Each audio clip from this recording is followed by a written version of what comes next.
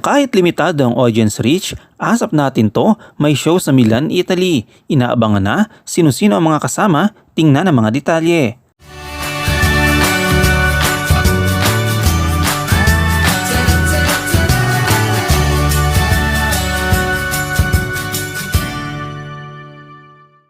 Inaasahang dadagsain ng Pinoy fans ang Mediolanum Forum Indoor Stadium na venue ng inaabangang asap natin to sa September 10 ngayong taon.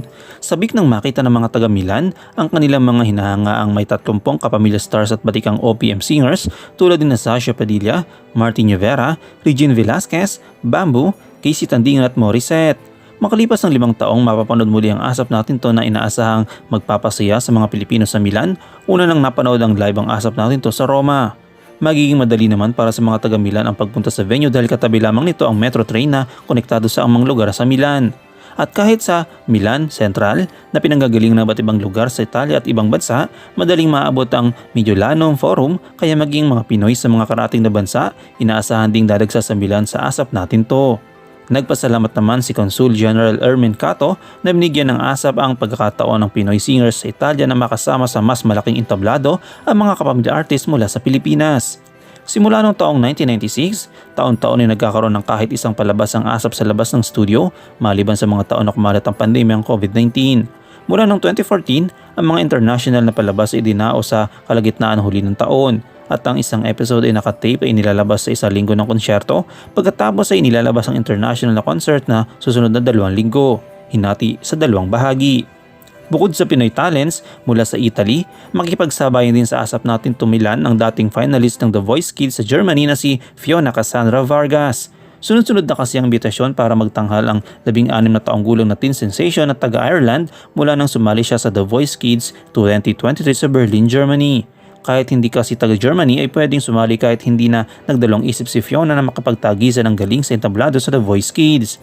Matatanda ang naging semi-finalist din siya sa The Voice Kids UK 2021 sa edad na 14 years old. Nanalo rin siya ng gold medal bilang soloist sa junior division at nakadalawang silver naman para sa group at duet division sa World Championships of Performing Arts sa California, USA. Sa kabila ng tagumpay, hindi nawawala ang hamon gaya ng mga bashers online. Ayon kay Fiona, I didn't take the bashers' comments in a negative way. Instead, I turned it around and used it for me to do better, to strive better, and I use it in a positive way. It inspires me. I don't know how. Habang nasa Germany, todo suporta naman ng mga kababayan maging ang mga taga-Ireland. Anya pa, it's so nice to see all these kids achieving their dreams. With Fiona, she's very impressive. She grew up so mature at the moment. She knows how to raise mental health awareness. Kasunod ang ASAP stage, sunod namang sasabak si Fiona sa prestiyosong UNICEF Grand Gala sa November at December sa Germany ngayong taon kasamang Grammy nominees, winners at mga kilalang artista at musicians tulad nina Celine Dion at Andrea Bocelli. Nakatakda rin siya magtanghal mula sa UNICEF sa Austria sa susunod na taon. Sa pahayag ni Fiona kaugnay sa kanyang ina ay sinabi, I got an offer as well po from UNICEF Committee Germany where they invite international singers just to perform and luckily, I was one of those singers who were picked.